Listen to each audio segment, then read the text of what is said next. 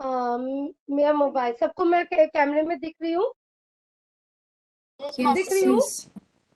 तो ये मार्क्स भेजे हैं मैंने ऐसे सबके चेक करके, ऐसा नहीं आया क्या आपके पास? नहीं नहीं ma'am. No miss. Oh my god, फिर से मैं देखती हूँ, फिर शायद कोई वही प्रॉब्लम है ना। मतलब मैंने तो सबके मार्क्स आई मीन चेक करके भेजा, और मैंने तो शायद कल भेजा है, परसों भेजा है, कुछ तो भेजा है। सी इसमें दिख रहा है ना रेड मार्क्स, टिक मार्किंग, आप सबको दिख रही है? नो मैम, थोड़ा ब्लर दिख रहा है। ओ सी, अब दिख रहा है? वेट वेट, मैं चेक करती हूँ, शायद कोई गड़बड़ हुई है, क्योंकि मैंने सबके चेक किए हैं, तो उस बारे में मैंने बात करनी थी। देखती हूँ फिर मैं, वरना मैं फिर से चेक करके करती हूँ, ठीक है? Okay ma'am. हम्म, चलो फिर उसके बारे में बाद में बात करते हैं, या मैं बात कर लूँ?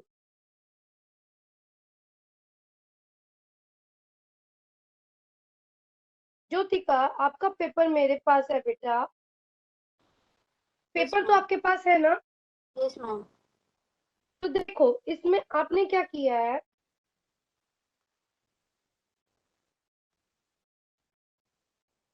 थर्ड है, किसने अपने कोमल हाथों से वीणा धारण, आपने क्या लिखा है, विमल वाणी ने अपने कोमल हाथों से वीणा धारण की, ये क्या मतलब?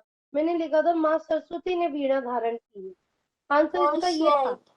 यस मैम, मिस्टेक ओह हो गया। शिट, नेक्स्ट अभी देखो। आया। अभी आया? ऐसे कैसे आया? मैं आपसे इसीलिए तो बार बार क्वेश्चन पूछती हूँ, ताकि आपके माइंड में हमेशा भर जाए। सेकंड क्या है, यहाँ के सम्राट किस प्रकार से जीवन यापन करते हैं? सम्राट ने धर्म की राह धरा पर मैंने भिक्षु क्वेश्चन जीवन यापन करते हैं। एक्चुअली मैम ये क्वेश्चन मैंने ठीक से समझा नहीं था, तो मैंने अपने हिसाब से नॉर्मली बट कुछ लिख दिया। मैंने आपको क्या बताया था, जो यहाँ पे सम्राट भी है, भिक्षु की तरह जीवन यापन करते हैं, भिक्षु मतलब भिखारी की तरह। तो धर्म की धरा पर इतना कुछ लिखने की जरूरत ही नहीं उसमें, ठीक। ओके और मैम। कविता के आधार पर प्रश्न लिखने हैं, तो आपको छोटा छोटा ही लिखना था, लॉन्ग क्वेश्चन तो थे ही नहीं, ठीक। नेक्स्ट देखो, सेकंड क्वेश्चन का कि एक वाक्य में उत्तर लिखने में लिखना था, हम भारतीय धन का संचय किस कारण से करते हैं? तो धन का संचय का कारण क्या था? दान के लिए। तो आपने पता नहीं इतना बड़ा बड़ा लिख दिया, वो मैंने सारा अंडरलाइन किया, बट आपके पास नहीं आया तो आपको नहीं पता होगा। सिर्फ दान कर सके इसके लिए धन संचय करते हैं, ठीक है। नेक्स्ट, आपकी गलती क्या हुई, सप्त सिंधु में सातों स्वर गूंजने लगे, ये ऑलमोस्ट पूरी क्लास का आंसर रॉन्ग, पूरी क्लास का आंसर रॉन्ग है। सप्त सिंधु में सातों स्वर गूंजने लगे थे जब माँ सरस्वती ने वीणा धारण की और अपना ज्ञान बांटा। तो सप्त सिंधु मतलब सातों समुद्रों में वीणा के गान गूंजने लगे थे, मतलब सातों समुद्रों में उसका ज्ञान बंटने लग गया था, तो इसका आंसर था यस। बट आप सबने रॉन्ग लिखा है। इसी में सत्य असत्य में थर्ड क्वेश्चन आपका आंसर आपने छोड़ दिया, प्रकृति से सारे संसाधन हमने छीन कर प्राप्त किए, आपने इसका आंसर ही नहीं दिया बेटा, ये गलत, ठीक। कुछ भी नहीं आता, कम से कम यस या नो में यस लिख दो या नो लिख दो, कहीं तो कुछ सही हो सकता है ना। आंसर कभी भी नहीं छोड़ना चाहिए, हर क्वेश्चन को आंसर लिख के आना ही आना है। अब नेक्स्ट में क्या है, समानार्थी शब्द मैंने बोले, तो आपने गर्व का स्वाभिमान लिख दिया, इट्स रॉन्ग बेटा।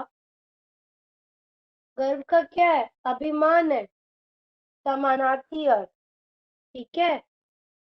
नेक्स्ट, जो आपने लिखा है इस कविता से हमें क्या शिक्षा मिली है, उसमें बस एक दो गलतियां हैं, ठीक। ये था आपका, प्लीज अपनी जो गलतियां हैं उन्हें करेक्ट करो, और आगे से कोई भी क्वेश्चन का आंसर छोड़ के मत आना, ठीक है। Yes ma'am. ज्योतिका, क्लियर हुआ आपको?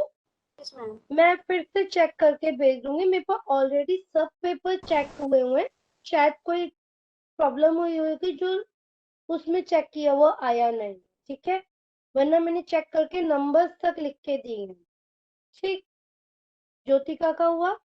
नेक्स्ट है मेरे पास तन्वी, आप अनम्यूट करो बेटा। तन्वी आई है। Yes ma'am. तन्वी बेटा, आपके भी 14 मार्क्स हैं। सी मैंने चेक कर रखा है, दिख रहा है आपको बेटू? दिखा? Yes ma'am. हाँ, आपकी मिस्टेक क्या है? फर्स्ट आप पेपर निकालिए और देखिए। सेकंड नहीं सॉरी, थर्ड क्वेश्चन का आंसर, किसने अपने कोमल हाथों में वीणा धारण की? विमल वीणा ने अपने कोमल हाथों में वीणा धारण की। नहीं बेटा, आंसर सरस्वती माता इसमें। ठीक, इसीलिए क्वेश्चन ऐसे घुमा फिरा के दिए गए हैं कि आपको समझ में आए। मैंने इसीलिए हर क्वेश्चन के पढ़ाने के बाद आपसे क्वेश्चन पूछती हूँ ताकि आपको समझ में आए किस ढंग से क्वेश्चन आते हैं। 10th है बेटा, बोर्ड है, किसी भी टाइप से क्वेश्चन आए आपका माइंड क्लियर होना चाहिए। और हाथों में वीणा लिए, विमल वाणी मतलब मीठी आवाज ने आपके हाथों में वीणा धारण कर ली, ये क्या मतलब हुआ? माँ सरस्वती इसका आंसर था। ठीक है, फिर ओके। वही सत्य सत्य और असत्य में आपने भी फर्स्ट रॉन्ग कर दिया। सब सिंधु में सातों स्वर गूंजने लगे, ये सत्य। ठीक है, सेकंड, मेरे विजय को आपने वाक्य प्रयोग करना है, तो उसमें आपने लिखा मेरे पप्पा। इट इज नॉट पप्पा, इस पापा होता है, या पिताजी। करेक्ट वर्ड जो है पिताजी है, आपका हिंदी है तो। ठीक है, वो मेरा लिसट, लिसलट, लिसलट आपने लिखा है। बहुत, ये बहुत गलत है, बहुत होता है। ठीक, तो इसमें आपका मार्क्स कर दिया बिकॉज आपकी जो स्पेलिंग मिस्टेक ज्यादा थी। ठीक है, बाकी आपके क्वेश्चन के सही आंसर है, 14 मार्क्स मिले हैं। मैं आपको फिर से भेज दूंगी, कोई गड़बड़ यस। हुई। ठीक है तन्वी बेटा, आगे से प्लीज थोड़ा सा ध्यान रखो और कोई भी आंसर छोड़ना मत। ठीक है, आकांक्षा, आप अनम्यूट करो बेटा। आकांक्षा, अनम्यूट करोगे आप?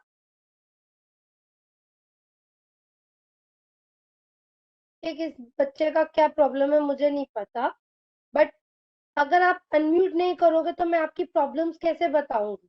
सी आई हैव योर पेपर, मेरे पास पेपर है चेक किया हुआ, बट ओहो, ये देखो पेपर है मेरे पास चेक किया हुआ, बट आप बोलोगे नहीं तो मैं कैसे करूंगी, कैसे समझाऊंगी? अंशिका बेटा अनम्यूट करो। मोमेंट, अंशिका,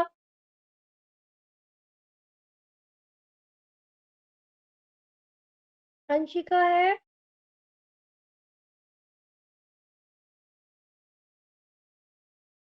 अब कम से कम आंसर तो देने पड़ेंगे ना, बात तो करनी पड़ेगी ना।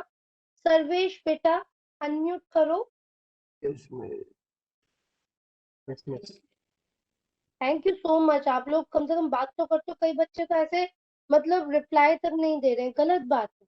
बेटा आपके 17 मार्क्स आए, सी चेक किया हुआ है, मैं फिर से आपको दोबारा भेज दूंगी चेक किया हुआ। ठीक, बट इसमें भी आपने अच्छा किया है, बट कुछ प्रॉब्लम्स है, मैं आपको क्लियर कर देती हूँ।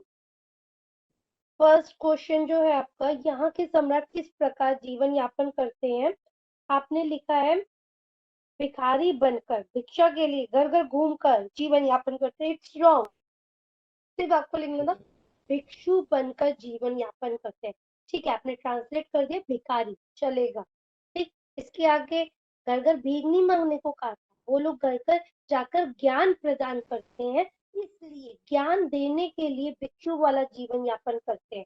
भाई सिंपल सी बात है, अगर आपको ज्ञान बांटना है तो ये नहीं सोचोगे कि मैं महल में रह के उपदेश दूं और दुनिया मेरा ज्ञान सुने। नहीं, वो हम जैसे लोग बनकर, साधारण लोगों की तरह रहकर, सब लोगों के बीच में आकर अपनी नॉर्मल लाइफ जीते हुए जीवन यापन कर, ये चीज दिखाई है। ठीक है, सेकंड क्या है? उषा ने हंसकर क्या किया? हीरा जड़े, उषा ने हंसकर अभिनंदन किया, इट्स फाइन। इतना ही आंसर था। आपने लिखा हीरा जड़ित हार पहनाया, तो कोई हीरा जड़ित हार नहीं पहनाया हुआ, हीरो का जैसा हार पहनाया वाली बात कही गई है। और वो हीरे भी कैसे थे, ओस की बूंदें जब चारों ओर फैली हुई हैं तो उसको देखकर लग रहा है कि हिमालय पर उषा ने हीरो का हार जड़ दिया, बट हीरो का रियल में हार नहीं दिया है, ये प्रॉब्लम है। ठीक है, अच्छा क्वेश्चन देखो, हम भारतीय धन संचय किस कारण से करते हैं? क्योंकि अतिथि हमारे भगवान समान होते हैं। ये नहीं था। हम भारतीय धन संचय क्यों करते हैं? दान देने के लिए करते हैं बेटा, ये आंसर था। बाकी सब करेक्ट है। नीचे आपने शिक्षा वाला आंसर भी बहुत अच्छा लिखा है, उसमें एक दो स्पेलिंग मिस्टेक्स है आपकी, ठीक है, उसकी वजह से आपका हाफ मार्क्स गया है। बाकी सही गया है, नंबर अच्छे आए आपके। ठीक है, थैंक यू सो मच बेटा। वेलकम। द्विशा, द्विशा बेटा अनम्यूट करो। द्विशा, द्विशा, आई थिंक प्रॉब्लम है। दर्शन, दर्शन बेटा Yes, miss. आपका भी देखो मैंने चेक किया हुआ है, बट मैं भेजती हूँ फिर से। ठीक है, विमल वाणी ने वीणा ली, सेकंड क्वेश्चन का आंसर आपने ये लिखा है, हिमालय को भारत का आंगन कहकर संबोधित करते हैं, it's right. Jaishankar Prasad writer है, राइट। थर्ड, विमल वाणी ने वीणा ली, ये रॉन्ग है। माँ सरस्वती ने वीणा ली थी। किसने वीणा ली थी बेटा? Tell me. माँ सरस्वती। माँ सरस्वती ने वीणा ली थी। 15.5 मार्क्स आए हैं आपके। ठीक, फिर वही सत्य असत्य में आपका भी फर्स्ट रॉन्ग है। तब सिंधु में सातों स्वर गूंजने लगे, इट्स राइट, यस, ये सत्य था। ठीक है, मेरे मित्र का नाम विजय है, आपने विजय को बॉय नेम में कन्वर्ट कर दिया, इट्स गुड।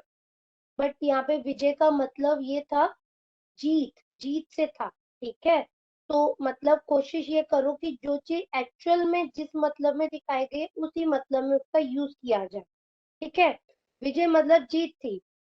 भारत ने पाकिस्तान पर विजय हासिल की, ऐसे कह सकते थे, या हम सब लोगों ने मिलकर कोरोना पे विजय हासिल की, ऐसा करके भी आप कुछ कर सकते। विजय मतलब जीत हासिल की।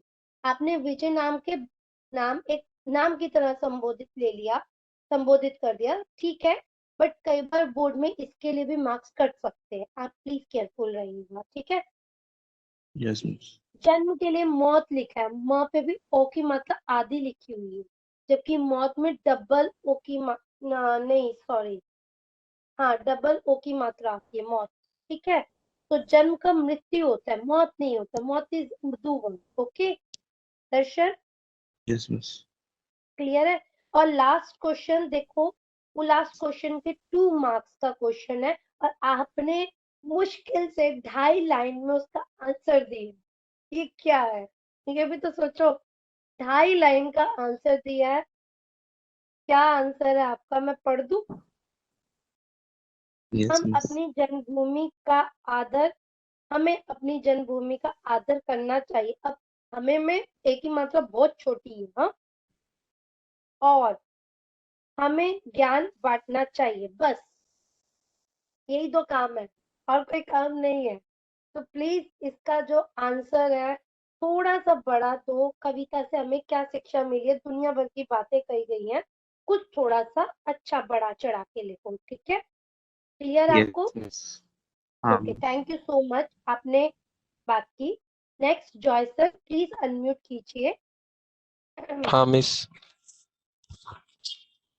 आपने बहुत बहुत अच्छा किया है, मुझे उम्मीद कम थी, बट आपने बहुत अच्छा किया है। सी योर पेपर, 18 मार्क्स आए हैं, मैं आपको थैंक फिर यू। से चेक करके भेज दूंगी। ठीक है, आपके फर्स्ट फोर फोर जो आपके फर्स्ट आंसर है वो पूरे करेक्ट है।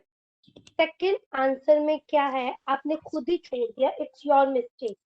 भारतीय देवता के समान किसका आदर करते हैं? आपने कभी ये सोचा मेहमान भगवान समान होता है? ये सुना आपने? हाँ सुना। तो फिर वही तो बात थी, अतिथि को भगवान के समान माना जाता है। अतिथि मतलब मेहमान। आप मेहमान भी लिख देते ना तो आपको हाफ मार्क्स मिल जाता, बट इसमें हमने कुछ नहीं लिखा। ठीक है, तो okay.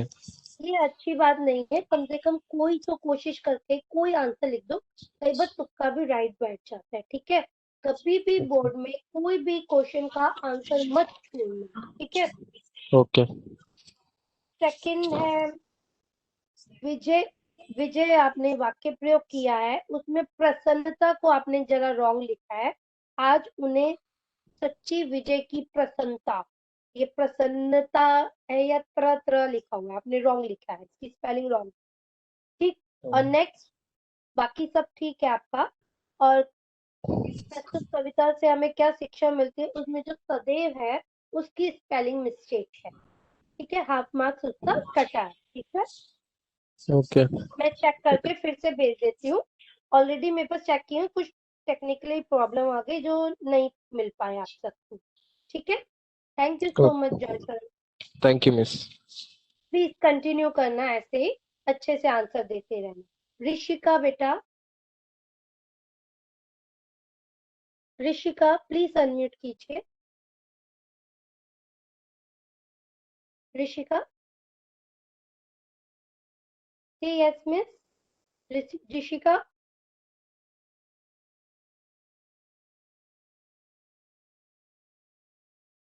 No. Priyanka, yes miss. Rishika, आपकी शायद कोई टेक्निकली प्रॉब्लम हो रही है जो आवाज नहीं आ रही, प्लीज सही करो उसे। हाँ प्रियंका, यस मिस। अनम्यूट करो बेटा। Yes miss.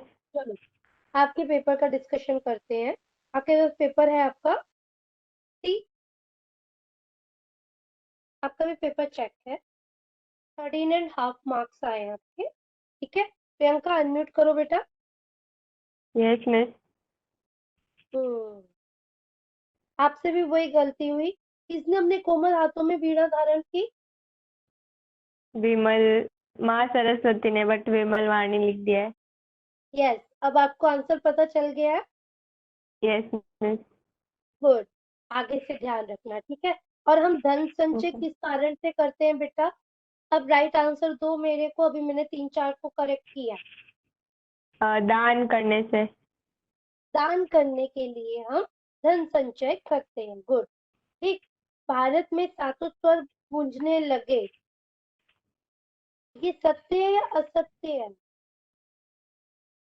सत्य।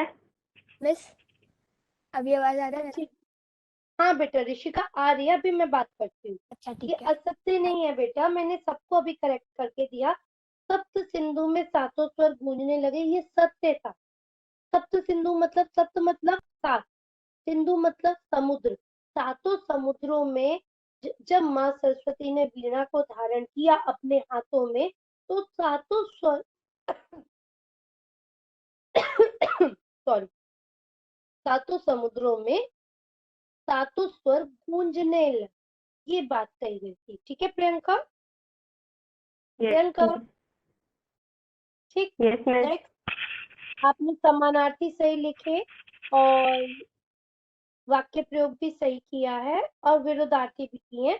शिक्षा वाला भी आपने बहुत अच्छा किया, बाकी सब ठीक है, बट एक दो जो मिस्टेक है वो सिली मिस्टेक्स है, आगे से ध्यान रखना आप। ठीक है, okay miss. Okay thank you. हाँ ऋषिका बेटा प्लीज अनम्यूट करो। Yes miss. 17.5 मार्क्स, सी दिख रहा है आपको? Yes miss. ओके, अब इसमें आपके फर्स्ट 4 क्वेश्चंस के आंसर बिल्कुल राइट है। गुड, आपने बहुत अच्छा लिखा है, हैंड राइटिंग भी आपकी बहुत अच्छी है। नेक्स्ट, वही सातों से सप्त सिंधु में सातों स्वर गूंजने लगे, आंसर क्या बेटा? अब मुझे दो, आंसर क्या है इसका? बस मैं श्योर नहीं थी इस क्वेश्चन के आंसर के लिए। नहीं बेटा, इसमें सत्य है। ठीक है, आगे से ध्यान रखना। प्लस आपका वाक्य प्रयोग में मार्क्स कटा है। विजय, विजय में आपने लिखा है राम हाँ। अपने विद्यालय के, हाँ जी, नथिंग मिस। ओके। दौड़, आपने दौड़ लिखा है तो दौड़ आपकी स्पेलिंग मिस्टेक है, दौड़ में डबल ओ की मात्रा आती है। ठीक। खुशी, खुशी, खुशी नहीं होता, खुशी होता है, छोटे ओ की मात्रा थी। तो आपकी राइटिंग तो सही थी लेकिन स्पेलिंग मिस्टेक की वजह से आपके मार्क्स कटे यहाँ पे। ठीक। सेकंड आपका जन्मभूमि पे, महात्मा गांधी अपने जन्मभूमि से खूब प्यार करते थे, ये खूब नहीं होता है, खूब होता है, ब लगाना था और आधे ऊ की मात्रा लगानी थी, छोटे ऊ। क्या? अच्छा। जन्म का आपने मरण लिखा है, मरण नहीं होता, मरण, अणा, अणा तो चाचा चाचा डाडा अणा जो होता है ना वो अणा आता है। ठीक है, इसलिए आपका मार्क्स कट है। नेक्स्ट, शिक्षा प्राप्त करने में भी आपके स्पेलिंग मिस्टेक की वजह से, जो छोटी छोटी सिली मिस्टेक होती है उसकी वजह से आपका मार्क्स कट है। ठीक है, ओके मिस। ठीक। बट आपने अच्छा किया है, थैंक यू, ऐसे ही करते रहना। ठीक है। Yes miss. परनीत, आज आप अनम्यूट करेंगे, बात करेंगे? बहुत सीरियस है, वाकई में तुमने एक बार भी बात नहीं की है और आज भी अनम्यूट नहीं करेंगे तो गलत हो रहा है। अनम्यूट करो बेटा। परनीत, किसी भी लेक्चर में अनम्यूट नहीं करते हैं, मेरे लेक्चर में ऐसा है। ऋषिका आंसर दो प्लीज। मिस मैंने तो बहुत कम सुना है, या तो मैंने सुना भी नहीं है, मुझे याद नहीं है। एक दो बार बोला होगा शायद से। मेरी क्लास में तो एक बार भी नहीं बोला ना, ना ये परनीत बोलते हैं, ना ये आकांक्षा बोलती है, अंशिका भी नहीं बोलती, और ये आकाश कौन है मैं जानती ही नहीं। आकाश, आप अनम्यूट कर सकते हैं? मैम। हाँ अंशिका, क्या मैंने आपसे यस मैम। पेपर डिस्कशन किया है बेटा? मैम मुझे भी पूछना था। पूछना था। और आकाश, आप यस भी? मैम। हम फर्स्ट टाइम बात कर रहे हैं ना आकाश बेटा? यस। क्यों?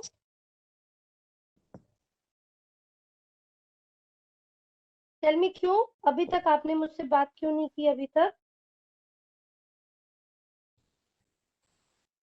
बोलो बोलो, जल्दी बोलो। आपने हिंदी का पेपर किया है बेटा आकाश?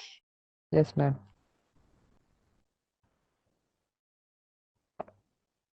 मेरे पास तो नहीं है, वेट।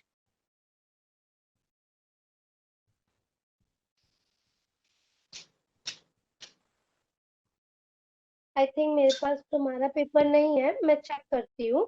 आकाश बेटा देखो, मैं क्लियर कर देती हूँ, अगर मैं कोई क्वेश्चन पूछती हूँ, आप गलत भी आंसर देंगे तो मैं आपको डंडे से पीटने तो आ नहीं रही हूँ, आ रही हूँ क्या आकाश? नहीं।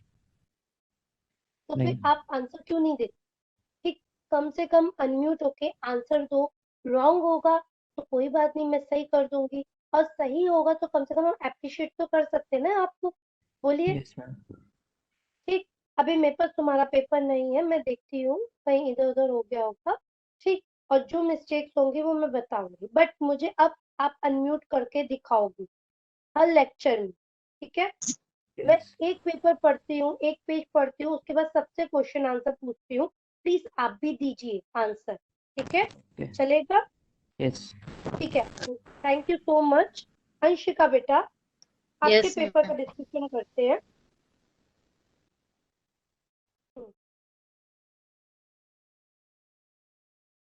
अंशिका,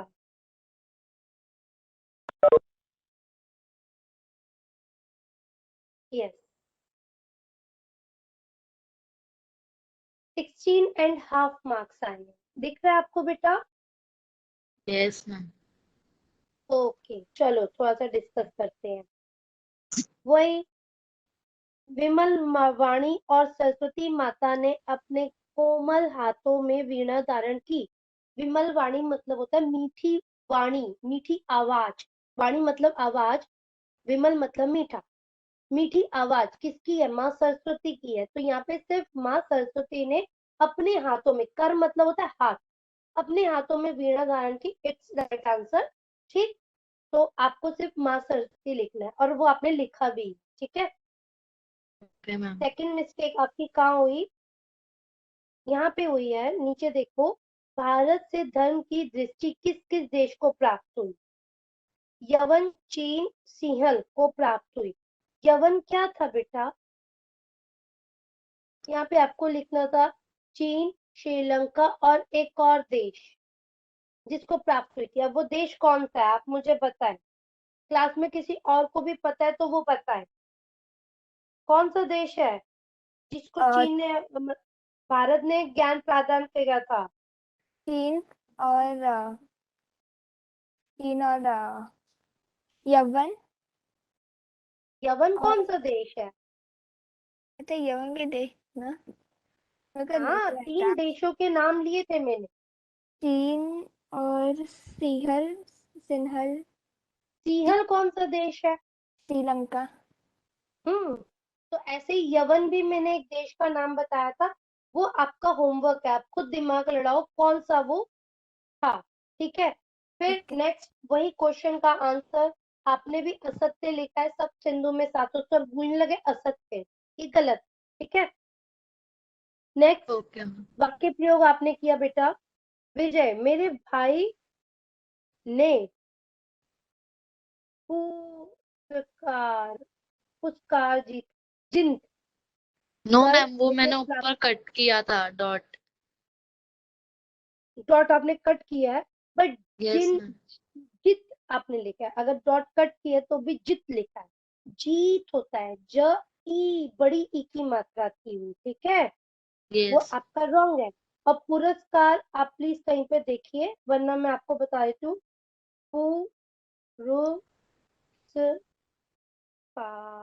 पुरस्कार, इरेजर भी नहीं है, वेट मैं बताती हूँ, पुरस्कार ऐसे लिखते हैं, ये चीज है, पुरस्कार दिख रहा है आपको बेटा, यस मैम। दिख रहा है, बट ऐसे लिख पुरस्कार, ठीक है, आपने रॉन्ग यस। लिखा है, ठीक। मुझे मेरे जन्मभूमि से बहुत प्यार है, मेरी मेरी जन्मभूमि, जन्मभूमि जो है स्त्रीलिंग है, ठीक, वो भारत माता है, भारत पिता नहीं है, तो भारत माता के लिए मेरी आए, चाहे बॉय है चाहे गर्ल है, आप मेरी लिखेंगे, ठीक है। यहाँ पे यस। आपका हाफ मार्क्स कटा है। बाकी आपने हमें क्या शिक्षा लेनी चाहिए, बहुत अच्छा लिखा है, गुड, बट वहां पे भी स्पेलिंग मिस्टेक है, जैसे आपने दीनहीन लिखा है, ठीक, कुछ आपकी स्पेलिंग मिस्टेक्स हैं, वो सिली मिस्टेक्स हैं, ठीक है, बाकी सब यस। ठीक है, थैंक यू। यस। चलो एक ऐतिहासिक जीत और करते हैं, परनीत कहाँ है, क्या पता आज वो भी बात कर ले। परनीत शायद वो लीव कर चुका है, नहीं है। परनीत क्या आज अनम्यूट करोगे आप प्लीज, एक बार अनम्यूट कर दो तो मैं थोड़ा सा डिस्कशन कर लेती हूँ, आगे आपकी मर्जी। नहीं कर, ओके कोई बात नहीं, बहुत लज्जा आ रही है तो चुप रहो, कोई बात, चलो बाकी सबको क्लियर हो गया आपका, किसी को भी कोई डाउट है, किसी के बारे में मैंने बात ना की हो, कॉपी के बारे में, आई थिंक सबसे तो बात हो गई है। मिस हाँ जी, हाँ जी, मिस वो प्रश्न 2 का चौथे क्वेश्चन में मैंने सिर्फ चीन लिखा है, बाकी देशों का हाँ नाम नहीं लिखा। हाँ जी, मुझे पता है आपने 3 लिखा है, बट ठीक है, इसका देखो करेक्ट आंसर तो आपके 3 है, रुको मैं बताती हूँ इसका करेक्ट आंसर। चीन सही है, क्योंकि चीन में भी भारत ने ज्ञान प्रदान किया है, ठीक है। जावा, जो यवन है उसको कहा गया जावा, जावा भी एक देश है, श्रीलंका और चीन, ये 3 देश है जहाँ पर भारत ने अपना ज्ञान बांटा था, मतलब भारत के जो आसी जो लोग थे, जो समझदार लोग थे, ज्ञानी लोग थे, वो पैदल यात्रा कर करके यहाँ तक अपना ज्ञान प्रदान करके आए थे। देखो आप जरा दिमाग में रखो, भूटान एक बहुत छोटा सा देश है, क्या भूटान में कौन सा धर्म सबसे ज्यादा प्रचलित है, कोई बता सकता है? बोलो प्लीज, सब अनम्यूट हो जाओ एक बार। किसी को पता है भूटान में कौन सा धर्म प्रचलित है? बुद्ध का बुद्ध, भगवान बुद्ध का धर्म, बौद्ध धर्म प्रचलित है। तो एक बात बताओ, भगवान बुद्ध हमारे देश में थे, ठीक, हमारे देश में उन्होंने ज्ञान प्रदान किया, बट भूटान तक कैसे पहुंच गया? मतलब यहाँ के कोई सिद्ध लोग, ज्ञानी पुरुष वहां तक पैदल चल के गए और अपना ज्ञान प्रदान किया। वैसे ही जो श्रीलंका है, श्रीलंका में भी बौद्ध धर्म बहुत प्रचलित है, ठीक। यवन जो आपका जावा एरिया है, जावा एक देश है, चीन जो देश है, यहाँ पर भी हमारे देश का धर्म लोग जगह जगह से पहुंचाया गया है, ठीक। तो हमारे जो सम्राट लोग हैं, भिक्षुक बनकर लोगों के बीच में रहकर ज्ञान बांटते थे, और ये ज्ञान चीन, श्रीलंका, जावा जैसे देशों में भी पहुंचा और उनका भी उद्धार हुआ। भाई ज्ञान मिलेगा तो इंसान किसी काम का तो बचेगा ना, कोई तो काम करने लगेगा, ये बात कही गई है उसकी। क्लियर हुआ आप सबको? बोलिए। यस। ठीक, तो कोई बात नहीं, आपके बाकी क्वेश्चन के आंसर के हिसाब से मैंने उसमें भी मार्क्स दिए हैं, ठीक है। और कोई डाउट है किसी को? अच्छा एक बात बताओ, मेरी वीडियो आ रही है? मैं नहीं। दिख रही हूँ? तो No. बोल दो करो ना, No. क्योंकि हाँ तो बोल दिया करो प्लीज कि मैम आप नहीं दिख रहे हो। और कितनी देर से नहीं दिख रही हूँ? 1-2 मिनट से। हाँ तो बोल दिया करो प्लीज, मुझे भी मतलब ध्यान नहीं रहता बार बार इसको देखने का, ठीक है। प्लीज मुझे बता दिया करो। और कुछ क्लियर, और कोई डाउट है किसी को पेपर को लेके? यस, नो, जल्दी बताओ, फिर मैं कंटिन्यू करती हूँ अपना दूसरा लेसन। ओके, अब मैं कंटिन्यू करूँ गोवा जैसे मैंने देखा? बोलिए। Yes, miss. Thank you so much. अभी तक हमने पढ़ा, जो हमारे लेखक है विनय शर्मा जी, ठीक, वो गोवा गए हुए हैं। प्लीज मुझे कुछ 2-4 आंसर दे दो, सभी अनम्यूट हो जाओ प्लीज, सभी अनम्यूट हो फटाफट। प्रीशा आप अनम्यूट हो, प्रियंका अनम्यूट, सर्वेश अनम्यूट। चलो, लेखक का नाम फटाफट जितना जल्दी बता सकते हो। Rishika please unmute. Vinay Sharma. Answer Vinay दो। शर्मा। विनय विनय शर्मा। शर्मा, जैसे सब चिल्ला चिल्ला के बोलते हैं ना विनय शर्मा, वैसे बोलना है, ठीक है। मुझे सबकी आवाज आनी चाहिए, ये नहीं 1-2 बच्चों की आए। लेखक घूमने कहाँ गया हुआ है? गोवा। गोवा। वाह। Very good. गोवा किसके साथ घूमने गया हुआ है? अपने अपने परिवार में साधु परिवार सभी परिवार साथ। के साथ। हाँ। अपने परिवार और साडू भाई के साथ। साडू भाई कौन? जो बहन का पति होता है उसे साडू भाई कहते हैं, ठीक है। तो लेखक किससे घूमने गया हुआ है? किस चीज में घूमने गया था? Goa Goa train Goa Express. Train से। गोवा ट्रेन से गया था, ट्रेन। ठीक है। तो सबसे पहले उसने कौन सा बीच देखा? बेनालियम। वेरी गुड, बेनालियम का बीच देखा, ठीक है। ओके, और क्या वहां पे लेखक को खाने पीने की कोई समस्या हुई थी? हाँ। हाँ मिस। Yes. यस हाँ। गोवा में कौन सा फूड सबसे जल्दी मिल जाता है? कौन सा खाना सबसे सी आसानी फूड। से मिलता है? Sea food. Sea food. तो ना बंद करो और बाहर निकलो, बंद करो। सी फूड जल्दी मिल जाता है। पर हमारे लेखक सी फूड खाने के शौकीन थे? नहीं। नहीं। नहीं. नहीं। तो वो लोग क्या करते थे? हाँ, बोलो। जिस औपचारिक खाना पुत्री। औपचारिक खाना पूर्ति नहीं, जिस रिसोर्ट में वो रहते थे वहीं से ही ढेर सारा खाना खा पी के वो निकल जाते थे, और जो होता था थोड़ा बहुत अपने पास रख लेते थे ताकि कोई प्रॉब्लम ना पड़े। इतना क्लियर हो गया आप सबको? हाँ यस। Yes. Yes. थोड़ा सा मैं एक पैराग्राफ पीछे से पढ़ती हूँ ताकि आपको क्लियर रहे, ठीक है? चलो अब अनम्यूट हो, मैं स्टार्ट कर रही हूँ। यहाँ से। अच्छा, अगले दिन हमने बस से गोवा घूमने की योजना बनाई। वैसे घूमने फिरने के लिए यहाँ बाइक आदि किराए पर मिल जाती है और उन पर ही घूमने का मजा भी आता है, लेकिन बच्चों के कारण हमने बस से जाना ही मुनासिब समझा। यहाँ सी फूड की अधिकता होने के कारण शाकाहारी पर्यटकों को सुस्वादु भोजन की समस्या से भी दो चार होना पड़ता है। काफी भटकने के बाद अच्छा भोजन मिल गया तो समझो किस्मत और जेब तो ढीली हो ही गई।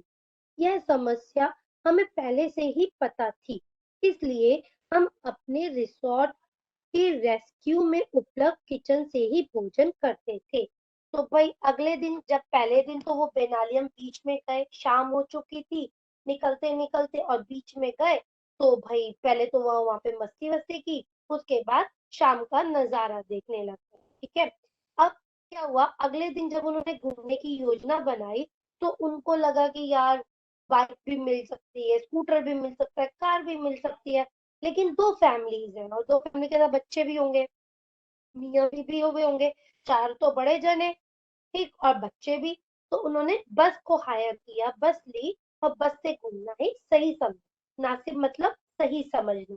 अब वो कह रहे खाने पीने को, अब भाई घूमने जा रहे हैं, खाना पीना तो खाएंगे ही। कह रहे सी फूड यानी कि आपका समुद्री भोजन बहुत आसानी से मिल जाता है। मुश्किल तो तब होती है जो कोई शाकाहारी भोजन खाना चाहता हो और वहां पे शाकाहारी भोजन इतनी आसानी से नहीं मिलता। यदि मिल भी जाए सुस्वादु मतलब सबसे टेस्टी, मतलब सुस्वादु अत्यधिक स्वादिष्ट, इसे आप शुद्ध हिंदी में कहेंगे अत्यधिक स्वादिष्ट। ऐसा हो कि भाई टेस्टी से टेस्टी स्वादिष्ट भोजन भी मिल जाए और आराम से मिल जाए, तो जेब तो ढीली होगी, मतलब खर्चा दुगना हो जाता है, ठीक है?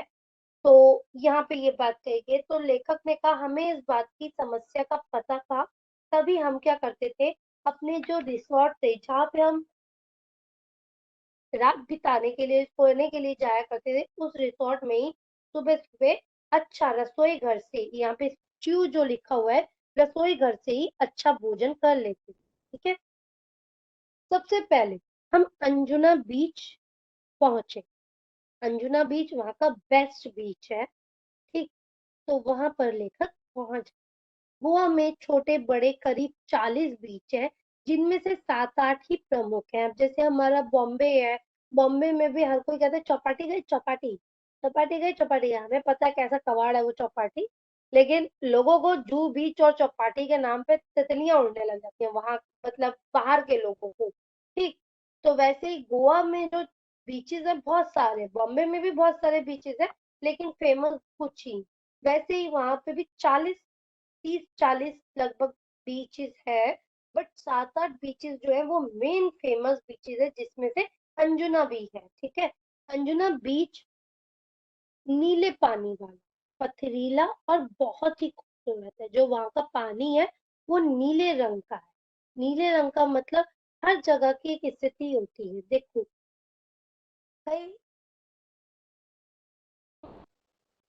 उसके पानी का कोई कलर तो होता नहीं, कोई रंग नहीं होता, बट पानी की जो नीचे की जो जमीन है उसकी वजह से पानी का कलर रिफ्लेक्ट होता है, उसमें दिखाई देता है।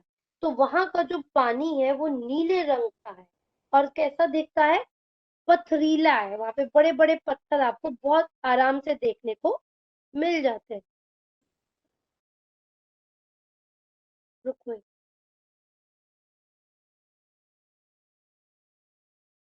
पथरीला और बहुत ही खूबसूरत है। इसके एक और लंबी सी पहाड़ी है जहां से बीच का मनोरम दृश्य देखने जा सकता है। ठीक, अब इसके एक साइड क्या है, पहाड़ी है, और पहाड़ी पर खड़े होकर वो चारों तरफ का जो बीच है उसका चारों ओर का एरिया देखने को बहुत ही सुंदर लगता है। समुद्र तक जाने के लिए थोड़ा सा नीचे उतरना पड़ता है। अब जैसे समुद्र है, आप वहां तक जाने के लिए थोड़ा सा उनको नीचे ढलान पे उतरना पड़ता है।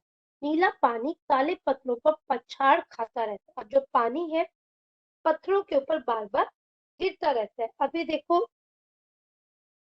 थोड़े से आप बड़े होगे तो इसके साथ घूमने फिरने जाया करोगे तो आपको पता चलेगा कैसी कैसी जगहें हैं और कैसी कैसी एरिया आप देखोगे तो हैरान कर देंगे।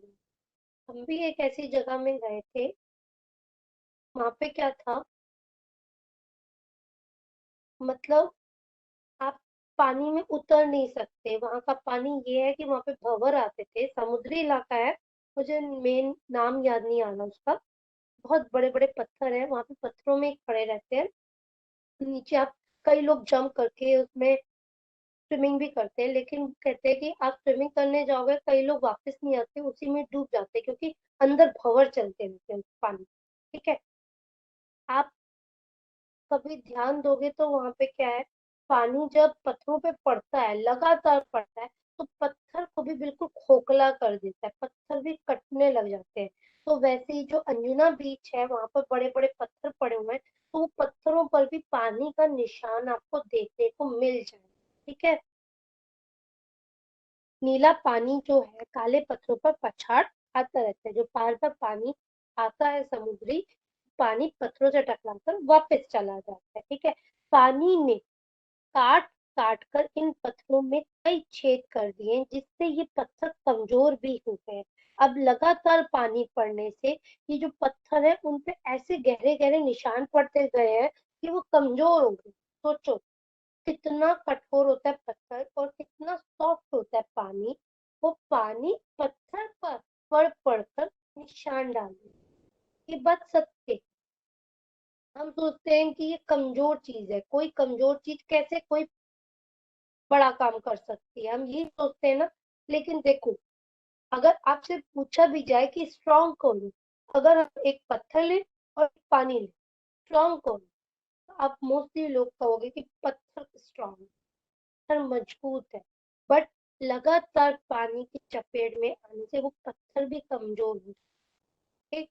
कभी किसी के घर में ये सीमेंट मार्बल का काम चले तो आप देखना, ये जो टाइल्स काटने वाले जो मजदूर होते हैं, टाइल्स काटने के लिए क्या करते हैं ना, पहले एक पानी का लिक्विड जो होता है बॉटल में वो डालते हैं, पानी ही डालते हैं, वो मोस्टली पानी होता है, लेकिन वो पड़े पड़े बोतल में इतना गंदा दिखने लगता है कोई लिक्विड डाल होता, वो पानी, वो पानी से एक लाइन खींचते हैं, फिर एक तेज मशीन चलाते हैं और वो पत्थर आपका कट जाता है। तो पूछा जाए कि भाई पानी क्यों डाला गया है, तो पानी इसलिए डाला गया है ताकि मशीन को रफ्तार मिले और पत्थर को कमजोरी मिले। मतलब पत्थर को कमजोर करने के लिए पानी का सहारा लिया जाता है। तो यहाँ पर भी यही बात कही गई है, पानी ने लगातार पढ़ पढ़कर, जो समुद्र का पानी है वो पत्थरों पे पढ़ पढ़ के, समुद्र के पानी ने पत्थरों को कमजोर कर दिया, उसमें छेद हो गए। ठीक है, समुद्र साथ ही समुद्र के काफी पीछे हट जाने से कई पत्थरों के बीच में पानी भर गया। अब जो लहरें होती हैं, देखो हाइटेड दिन में 2 बार आता है, ठीक, जिसकी वजह से समुद्र का पानी बहुत आगे तक आ जाता है। लेकिन जब हाइटेड चली जाती है, ये जो आपकी बड़ी लहरें चली जाती हैं, तो पानी तो चला गया लेकिन कई गड्ढों में पानी भर जाता है, तो पत्थर जिनमें अभी छेद हो चुके हैं उन छेदों में क्या हो जाता है, पानी भर के रह जाता है। क्लियर हो रहा है सबको? क्लास क्लियर है? Yes. Thank you, thank you. इससे वहां काई ने अपना घर बना लिया। अब काई क्या है, वो जो ग्रीन कलर की, जो एक ग्रीन कलर की घास सी होती है, वो पत्थरों पर जम जाती है। देखो, अगर अब बरसातों का टाइम है, अगर आप अपने टब, बाल्टी, मग, इनको अगर वॉश नहीं करते, बाथरूम में पड़े पड़े उनमें भी एक गंदी सी ब्लैक कलर की लेयर जम जाती है। ठीक, ये आपके रेगुलर यूज करने वाले बर्तन भी बरसातों में गंदे हो जाते हैं। क्यों? क्योंकि इनमें नमी बनी है। अब वो जो पत्थर है वो कंटिन्यू एक तो पानी की चपेट में आते रहते हैं और पानी उसमें भरा रहता है, और वो भी कैसा पानी? Salty water. जो सॉल्टी वाटर, जो सी वाटर होता है, वो स्मेली भी होता है थोड़ा थोड़ा। तो उस वाटर की वजह से उसमें बहुत जल्दी वो हरे रंग की घास जम जाती है। उसे काई कहेंगे, मेन उसे काई कहा जाता है हिंदी में तो, ठीक है। और उसकी वजह से वहां पे फिसलन भी हो जाती है।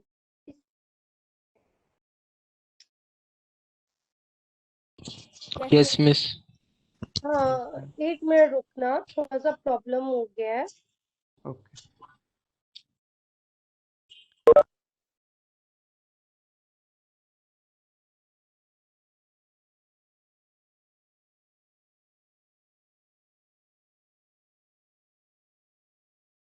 तो आवाज तो सुनाई दे रही है ना मेरी?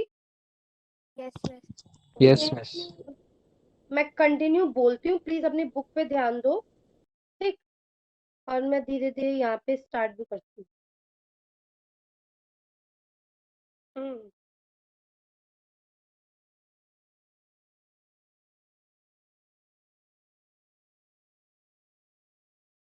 इससे वहां काई ने अपना घर बना लिया। अब वही बात होगी, काई जो मैं कह रही थी आपको, हरे रंग के घास जो होती है, जो हरे रंग का, आ रही है स्क्रीन? मैं दिख रही हूँ आप सबको? Yes miss. Yes miss. ठीक है, मैं बुक से पढ़ती हूँ तब तक और इसकी स्क्रीन स्टार्ट करती हूँ, ठीक है। काई ने अपना घर बना लिया। वो हरे रंग की जो नमी होती है, फिसलन सी होती है, वो पत्थरों पे पूरी जम जाती है, हरे रंग की दिखती है, ठीक। तो वो घर बना लेती है वहां पे, मतलब वो जल्दी से बन जाती है पानी वाली जगह में। फिसलने का डर हमेशा लगा रहता है, लेकिन संघर्षों में ही जीवन है। इसलिए यहाँ घूमने का भी अपना अलग आनंद होता है। अब उन पत्थरों पर फिसलने का तो हमेशा डर बना रहता है, क्योंकि हरी घास है, हरी काई सी जमी हुई है। तो वहां पर लगातार चलने वाले लोगों को हमेशा फिसलने का डर लगता है, क्योंकि उसमें पैर बहुत जल्दी फिसलता है, ठीक। लेकिन संघर्षों में ही जीवन है, कहते संघर्ष करने में ही जीवन है। और वहां पर घूमने का भी एक अलग आनंद आता है, इसलिए लोग आते जाते रहते हैं। देखो अभी बरसातें हैं, क्या आपके घर के आसपास जब ज्यादा बरसातें होने लगती है तो किसी चीज पे काई जमती है? आपने देखा है वो काई? बोलो क्लास। हरे से रंग की होती है, मतलब जहाँ पानी आपको रुका हुआ दिखता है बरसातों में, वहां पर अपने आप ही जम जाती है। उसको जमाने के लिए कुछ करना नहीं पड़ता। क्या आपने कभी देखी है वो हरे रंग की काई? हाँ। देखी है, ठीक है। कैसी? ऐसा नहीं लगता कि जैसे वेलवेट जैसी होती है?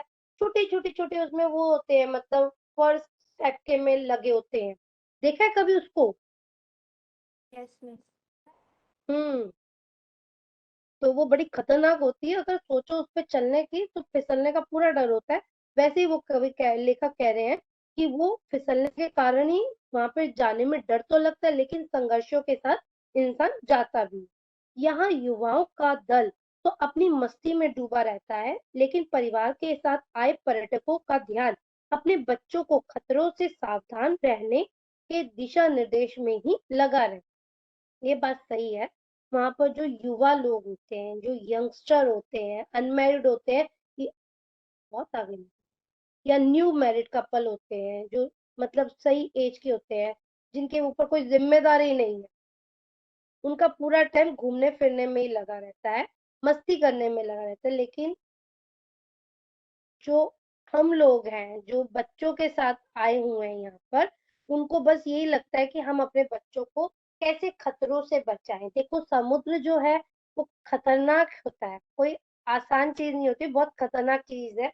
अगर बच्चा लहरों के बीच में ही गलती से खड़ा हो जाए और एक लहर ही उसको आकर गिरा दी, ठीक है। तो लेखक कह रहे हैं कि हम तो अपने बच्चों को समझाने में ही लगे थे, बेटा ऐसा मत कर, बेटा वैसा मत कर, कभी इधर मत भाग, कभी उधर मत भाग। और जो लोग मोस्टली घर में बंधे बंधे से रहते हैं, जब वो निकलते हैं ना तो पूरी शैतानी के मूड में रहते हैं। तो वही था कि लेखक कह रहा है कि हम तो अपने बच्चों को संभालने में लगे। मैंने देखा कि समुद्र किनारा होते हुए भी बेनालियम बीच तथा अंजुना बीच अपना अपना सौंदर्य है। उन दोनों में अंतर है, देखो। कह रहे हैं कि समुद्री किनारा है, गोवा में समुद्र के एरिया बहुत है, लेकिन दोनों अपनी अपनी जगहों में अलग है। आप मरीन ड्राइव गए हैं सभी लोग? मरीन ड्राइव गए हैं? यस। ठीक है, उसके आगे एक बीच पड़ता है, उसका क्या नाम है?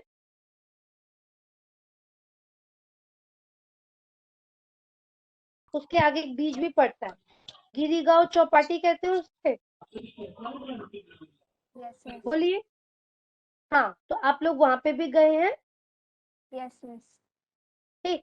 अब देखो, मरीन ड्राइव एक अलग जगह पड़ जाती है तो समुद्र का ही किनारा। ठीक। और चौपाटी एरिया अलग पड़ जाता है, बिल्कुल अलग। वहां पे पैरों पे पानी की लहरें आ रही हैं और मरीन ड्राइव में आप सिर्फ बैठ सकते हैं। ठीक। दोनों में अंतर दिखता है आपको? यस यस दिखता है ना? तो वैसे ही लेखक कह रहे हैं कि बेनालिया बीच और अंजुना बीच दोनों समुद्र के किनारे हैं, बट दोनों का अलग अलग सौंदर्य है, अपने में अलग ब्यूटी है। बेनालियम बीच रेतीला और उथला है, मतलब रेत ही रेत पड़ी हुई है। जब रेत होती है तो आप रेत में पैर डालते हैं आपका पैर दबने लग जाता है, ऐसा लगता है किसी गद्दे पे चल, मखमल के गद्दे पर। ठीक। तो वो कह रहे हैं वो रेतीला है और थोड़ा सा उथला है, मतलब कहीं से ऊपर नीचे है। ठीक है। यहाँ मछुआरों की पहली पसंद, जो मछली पकड़ने वाले आते हैं उनकी वो फर्स्ट पसंद वो है। क्यों? क्योंकि वहां पे क्या बात है, खासियत देखिए।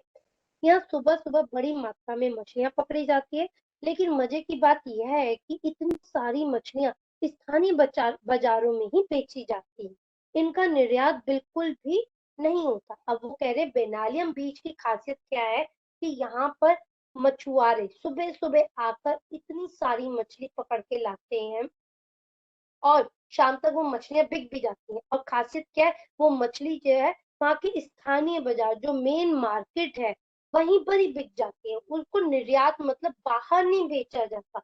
इंपोर्ट एक्सपोर्ट जो होता है ना, बाहर की ओर नहीं बेचा जाता, बाहर के दूसरे शहरों में या देशों में नहीं बेचा जाता, वहाँ के स्थानीय इलाके में ही उतनी मछली पूरी पड़ जाती है। ठीक है। इसके विपरीत, इस विपरीत का मतलब होता है उल्टा।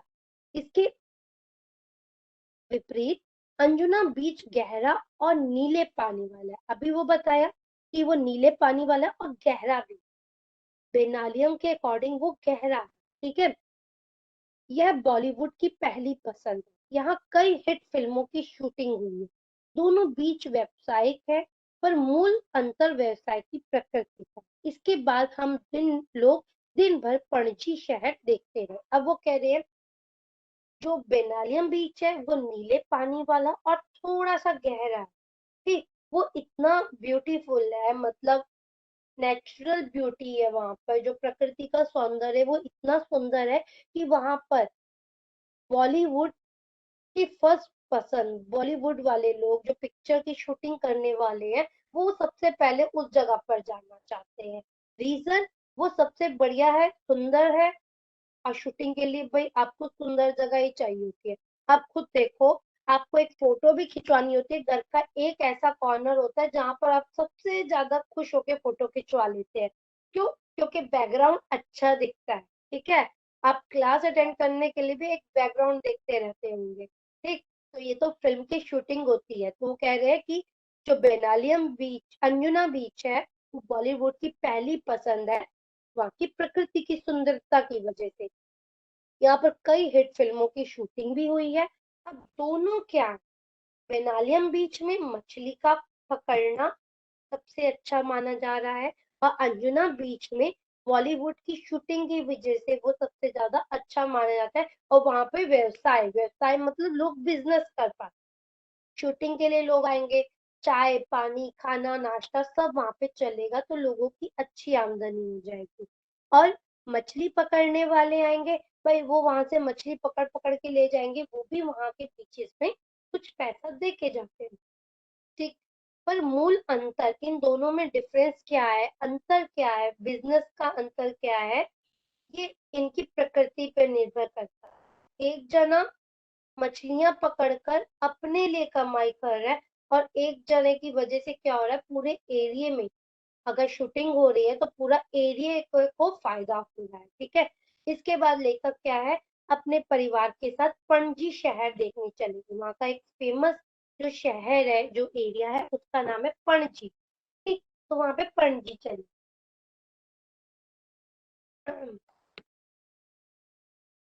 घूम फिरकर शाम को हम कलिंगवुड बीच पर पहुंचे। जैसे अंजुना बीच फेमस है, तो वहां का कलिंगवुड बीच भी फेमस है। अभी देखो एक क्वेश्चन आपके लिए आ सकता है कि लेखक ने किन किन बीचों का वर्णन किया है।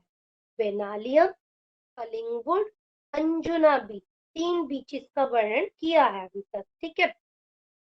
कलिंगवुड बीच पहुंचे।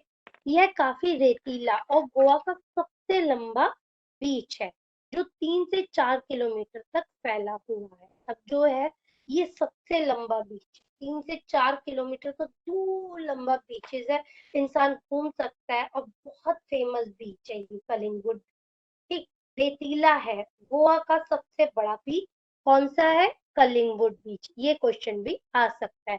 यहाँ पर्यटक बड़ी संख्या में आते हैं और जो घूमने फिरने के शौकीन लोग होते हैं वो सबसे पहले या सबसे बड़ी संख्या में, बहुत तादाद में आते हैं। यहाँ मच्छी मार्केट जैसा भी कई बार हो जाता है, ठीक है। यही कारण है कि यह स्थानीय लोगों के व्यवसाय का केंद्र भी है।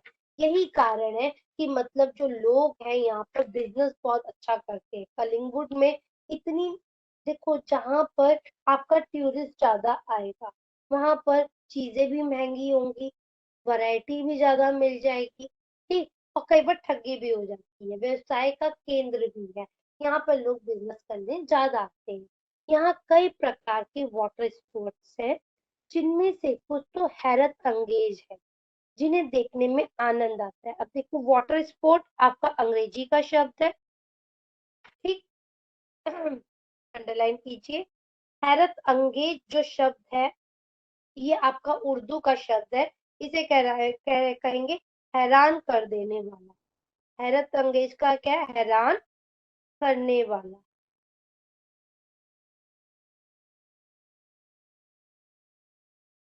ठीक। जिन्हें देखने में ही आनंद आता है। अब वो कह रहे हैं कि इतना बड़ा बीच होने के कारण यहाँ पर पानी में खेलने वाले गेम भी खिलाए जाते हैं, खेल कूद भी कराए जाते हैं। और कुछ खेल तो ऐसे हैं जो हैरत अंगेज मतलब हैरान कर देने वाले, जिन्हें देखने में ही आनंद आता है, देखने में लोगों को खुशी मिलती है। अब देखो वहां पर कैसे कैसे गेम्स होते हैं। वाटर स्पोर्ट में क्या होता है, एक बोट है, बोट के पीछे आपको एक मतलब बड़ा सा आपको ट्यूब सा लटका देंगे, ठीक। और उस ट्यूब पे 5-6 लोगों को बैठा देंगे। दैट्स अ बनाना राइड, ठीक। बहुत आगे तक ले जाके एकदम आपकी बोट को रोकेंगे और जो आपकी जो बनाना के ऊपर आप बैठे हुए हैं, जो येलो कलर का बोट होता है, उस बोट को उल्टा कर दो। लाइफ जैकेट्स पहनी होती है, आप डूब तो नहीं सकते, लेकिन 5 सेकंड आपके पैरों के नीचे जमीन नहीं, तैरना आपको आता नहीं है तो आप डूबते जा रहे हैं।